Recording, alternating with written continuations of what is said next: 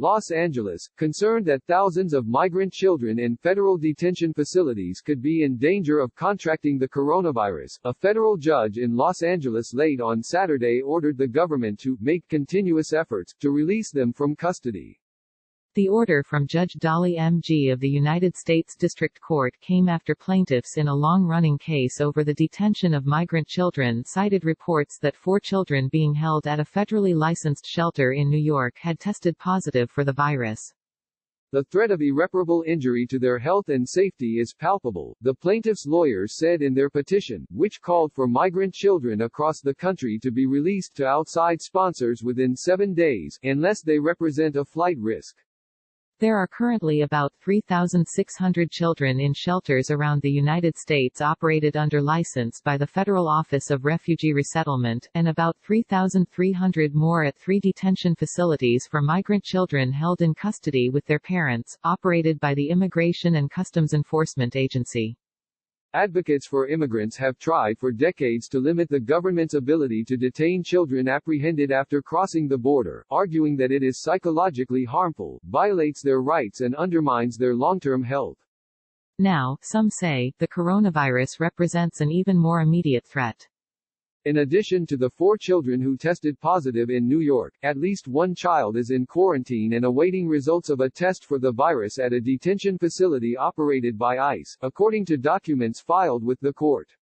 In her ruling on Saturday, the judge declined to order an immediate release of all the detained children, given current travel restrictions and the need to ensure that children are released to suitable sponsors, most often family members. She said, however, that both of the agencies operating migrant children detention facilities must by April 6 provide an accounting of their efforts to release those in custody. Her order will undoubtedly speed up releases, said Peter Shea, co-counsel for the plaintiffs in the court case. Judge G's jurisdiction stems from a 1997 consent decree, known as the Flores Agreement, that established a 20-day limit on the secure detention of migrant children, as well as standards for their care. In September, Judge G rejected new regulations that would have let the government hold children and their parents in detention for indefinite periods, one of the Trump administration's signature efforts to curtail the large number of families that had been arriving from Central America.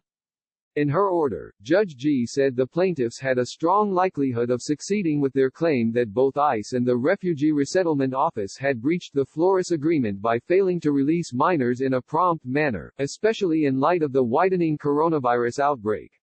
The court found that the Office of Refugee Resettlement appears to be in substantial compliance with guidelines from the Centers for Disease Control for protecting children from the threat of disease.